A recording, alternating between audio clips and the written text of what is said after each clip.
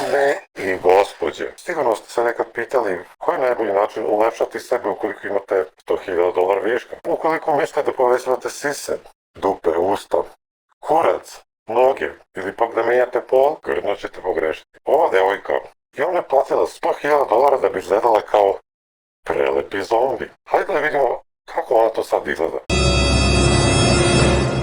Ne znam za vas, ali posle dužeg analitičnih skeniranja ili pojave, mogu vam reći da mi se diže.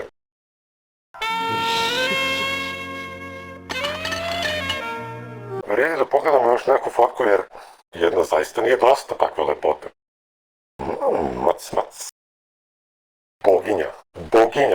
Boginja lepote. To što liči na zombi Anđeline Jolie još daje posebnu čar. Pošto se može reći da sam odlepio za njom, vrijedi da i to stavim do znanja. Hi, I become extremely horny when it comes to zombies. I believe that finding you was a destiny. If you want to create something totally badass, give me a call, because zombies plus killer equals awesome.